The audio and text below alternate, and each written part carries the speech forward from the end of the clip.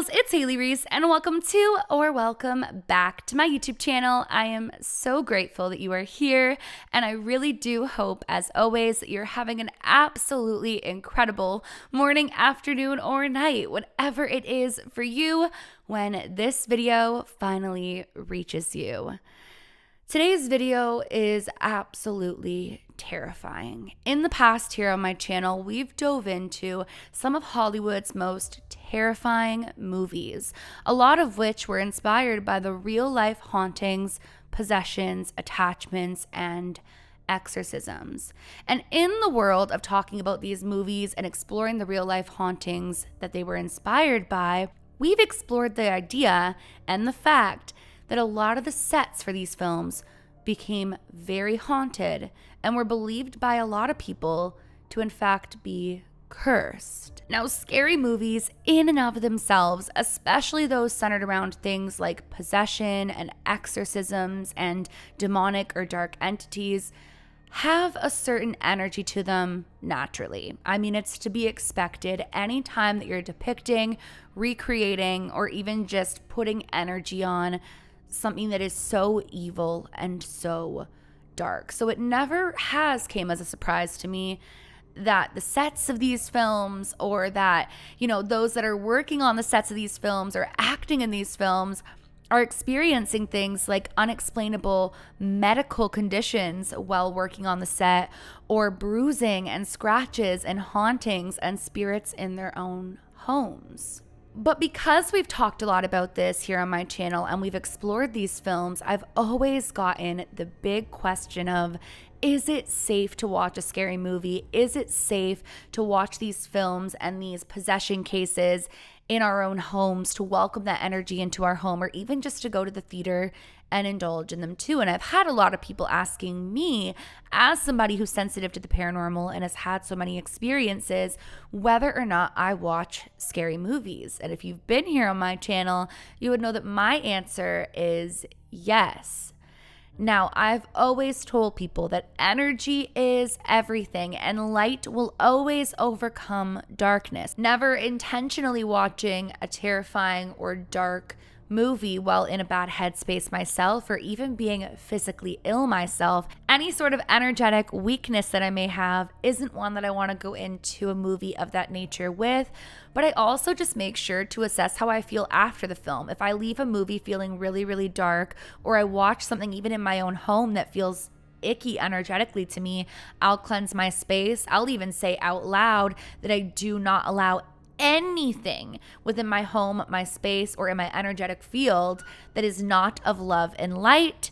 I make sure to enforce that anytime I watch a horror film. There have been times where I've watched certain things, or I've even just researched certain things, and stuff starts happening around me that I'm like, I don't think so. This is absolutely not of love and light. This is not a positive energy, and I've had to shut it down real quick.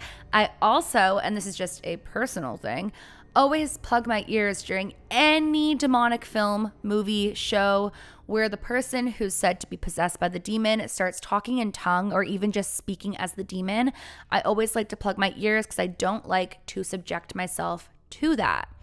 But more often than not, I always tell you guys, you should be good watching a scary movie. With that being said, there are cases, as there always is in some way, shape, or form, where that hasn't been the case for individuals who have watched a scary movie. People who have went to the theaters and have had really terrifying experiences beyond just a jump scare. Those who feel as though something attached to them, something else was there, and perhaps even something was trying to possess them. And that is exactly where today's video comes into play, because we are exploring a case where an individual watched a classic horror film and left the theater feeling as though something dark and something completely evil was attached to them now. So for the sake of remaining anonymous, the man in today's experience would like to be called Adam. And Adam grew up in a relatively religious household. Now, the reason that this is important to talk about is because anytime that there's a case revolving around some sort of possession, attachment, or a dark, dark spirit, Everybody wants to know, was the person religious? Where was their faith placed? And what was their upbringing and energy like? And Adam claims that growing up, he had a pretty happy childhood. His parents were both Catholic, but they didn't go to church every Sunday. They also didn't live directly from the Bible, but they did believe in the power of prayer. Adam specifically said they were a prayer household. People needed prayers, they prayed for them. Things were going well in the family's life, they prayed and praised and thanked the Lord. And Adam felt like throughout his childhood, he really understood you get what you give in life. And he always thought that he would just be a positive, good person like his parents were. Now, much like nobody intends to become a dark or negative version of themselves, Adam didn't have hopes for that either. But in his mid-20s, Adam's life would completely change when his mother would die in a really tragic, unexpected accident. And this just completely shattered Adam's life. Adam had grown up an only child. He wasn't really close with his father. He loved his father. He respected his father, but his mom was really the only person or relative in his life that he was super close to. And Adam said that this kind of went hand in hand with his lack of faith going into his 30s. All the prayers that Adam had once prayed and the way that he viewed God completely changed when his prayers for his mom seemingly fell on deaf ears in Adam's eyes. He felt like he'd prayed and he'd prayed and he'd begged God, and they'd been such a good family who'd devoted their lives to doing good and praying and being good people, and yet his mom was there fighting for her life after this accident, and it seemed as though their prayers weren't being heard. Adam said at first it was gradual, but his entire life and energy just really started to change.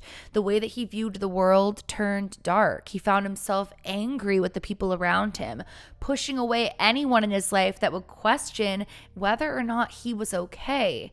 And people certainly did start to question it when Adam would turn to the bottle and liquor to try to relieve the pain that he was feeling. Adam started drinking more and more, finding himself more frequently at bars. And he started noticing that while he'd been the happy drunk before, the guy who everyone could count on for a laugh, he was now this guy who was picking bar fights and causing havoc anywhere he went after nights of drinking. Adam was sleeping around. He was getting robbed by some of the women that he was bringing back to his house. Adam had lost his job and kept losing jobs as he was trying to find new ones. And Adam's life was just very quickly on the decline. When Adam's close friends or distant relatives would try to reach out to him, try to pull him out of this slump that he was in, Adam felt like they just didn't understand what he was going through, and it actually forced him, in his words, to drink even more. He felt like he just needed to quiet the noise that was going on around him. And it wasn't until one night where the bar would go exceptionally wrong and Adam would find himself in legal trouble that Adam basically got the slap on the wrist he needed to realize if he didn't turn his life around quick, he was going to end up behind bars, in the streets, or dead. There was no other alternative if he kept continuing down the path that he was on. And so Adam started therapy. Adam got sober. Adam started working a program, but still, even with his newfound sobriety, there still wasn't a hope in Adam at this point for a brighter future. He was still depressed. He was still blocking everyone out, and his therapist could see this. They could see that Adam had given up on even finding little joys in life anymore. So Adam says that 1 week at therapy, his therapist gives him a challenge to do 3 things over the next week that would bring himself joy. His therapist actually even encouraged him to look back on the Adam before the trauma, the Adam before the hurt, the Adam before the addiction, and to ask himself what were the things that made him happy? What were some things that he could do? Could he go bowling? Could he go for dinner with a friend? Could he go on a walk? Could he start, enrolling himself in some activities around town? What can Adam do to really find the spark that he lost? And one of the suggestions that the therapist had made was that Adam should start going to the movies. And so that was something that Adam did, and something that Adam would continue. Every now and then, he would find himself at the local tiny theater that would show random films every single weekend with a bag of popcorn, just escaping the world for a little bit. This theater was deemed to be haunted, and they really amped that up during the holiday season. So in October, they would play on the fact that the theater was haunted. It was said to be haunted by a couple of ghosts who became more and more active in October. Now, while Adam had heard about this, he knew about this, the haunted theater was nothing of a surprise to him, Adam also didn't really believe it. While he was someone who grew up religious, he loved scary movies and that world. He didn't necessarily believe in ghosts. He didn't believe in the paranormal, and he certainly didn't believe in it in the way that Hollywood shares it. So he thought that this was just a marketing tactic to get people in for October. But when Adam saw that on a Friday night they were going to be showing The Exorcist, he knew he had to buy a ticket because that was a classic film. Again, Adam was a horror movie fan.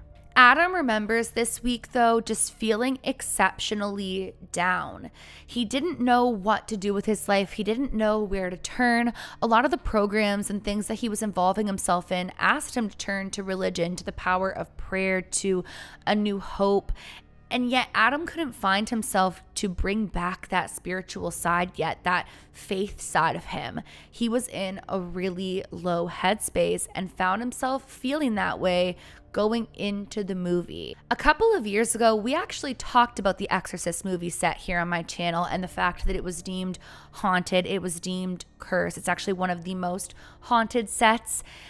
And yet here was Adam in the worst headspace of his life with no belief in it at all, ready to watch the film. And he does exactly that. He gets to the theater, he grabs a bag of popcorn, and he goes and sits down. And he remembers noticing that there was only a couple of other people there, most of which were couples on dates. But the theater wasn't full whatsoever, and it certainly was no fight for a seat. Adam said that he chose a seat kind of in the middle of the theater, and he sat down to start watching the movie. And pretty much immediately after sitting down, Adam feels what feels like a poke or a scratch into his back. He said it felt like somebody with really long nails was almost clawing into his back.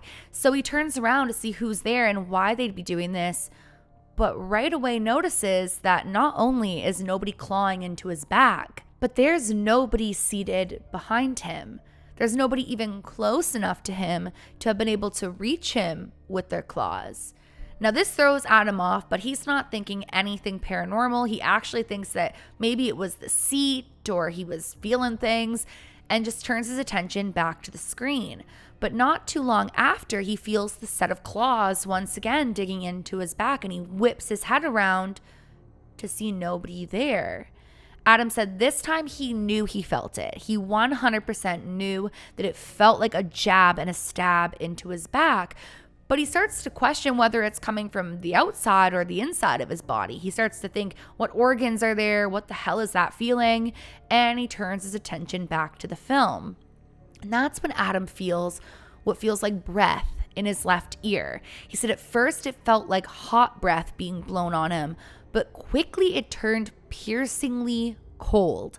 And before Adam can turn his head to look again, he hears a whisper of his name. He turns quickly and looks, and there's no one there, but now he knows that he's hearing his name in his ear. As the movie continues on, Adam can't shake this feeling that there's something or someone too close to him, this feeling that something is invading his personal space. But every time he goes to look, there's nobody there. Adam says he's watching the movie, and at one particular part, it's as if the movie screen begins to glitch. It is so bad that Adam starts to look around at everyone else, at the other couples, to be like, hey, like, what's going on here?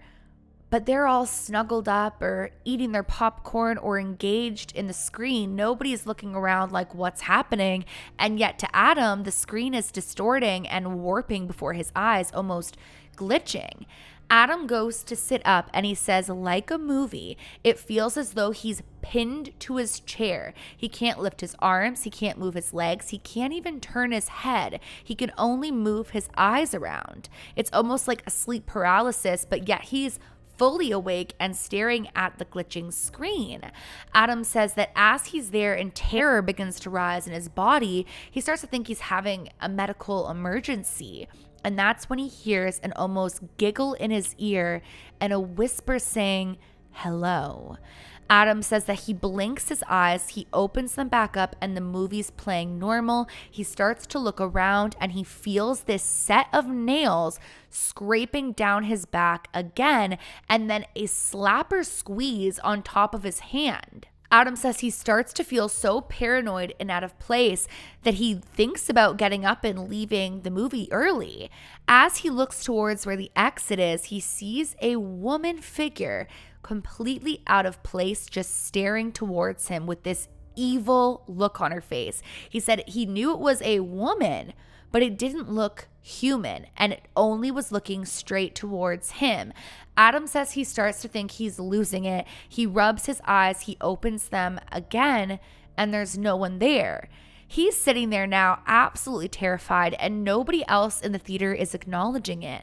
And the next thing Adam knows, he opens his eyes and sees a theater worker standing above him. The movie's off and the theater's empty other than Adam, his bag of popcorn, and this worker. Adam says he looks at the worker all confused, and the worker looks very, very concerned, asking Adam if he's okay. And Adam's telling him what happened. Like, I was just watching the movie. And that's when the worker starts to tell him that when he came in, Adam was the only one sitting there. He was staring towards the screen, whispering under his breath and almost shaking, but he wasn't answering to the worker when he was asking if he was okay. The worker asks Adam if he needs to call for help, if he wants him to call somebody, if he needs medical attention. And at this point, Adam says he just wants to get home. So he quickly grabs his popcorn bag and he leaves the theater feeling really off. But the whole walk to his car, he gets that feeling again of something hovering too close, something following him. He said he thought he was paranoid, but he could even hear what sounded like footsteps gliding behind him. And as he would turn around, nobody was there. Adam gets in his car and starts driving home. He gets back to the house and even contemplates going back out to get a bottle because he feels like he's going crazy and all he wants to do is calm what's going on around him. But Adam decides against it because if something's really wrong, he doesn't want to feed it with alcohol, and instead he decides to go home and go to sleep. But as Adam lays down in bed and closes his eyes, he suddenly wakes back up inside of the movie theater. He's back in the movie theater, stuck in the chair and unable to move. Adam says he starts to hear a voice that sounds like his mother's calling out his name, but there's something eerie about the voice that isn't right. It sounds like it's trying to be his mother's voice, but in a really evil way. And as Adam looks towards the corner of the theater where he saw the figure, he sees a mist start to form over the floor. And as this mist is forming over the floor and gliding towards him, it warps and turns into a body that starts to crawl. Adam said the crawl was so terrifying. It was a black mass with this really, really evil robotic movement to it, this jerky movement that looked like it was crawling, but it wasn't crawling. It was like hovering above the floor, making its way towards him. The voice coming out of it sounded like his mother's, but yet Adam just knew it wasn't. Adam says he tries to move his body, but he just physically can't. And then he once again feels that heat on the side of his neck, whispering within his mind that it can take all the pain away. Let it in. And then it says, I know you saw me. Adam says that as he feels this figure gliding across the theater floor, getting closer to him, he suddenly wakes up in his bed, drenched in sweat and absolutely trembling. Adam says he gets up, he goes to the bathroom, he splashes water on his face, but realizes it's not enough. He takes off his shirt and goes to climb into the shower to try to splash some sense into himself.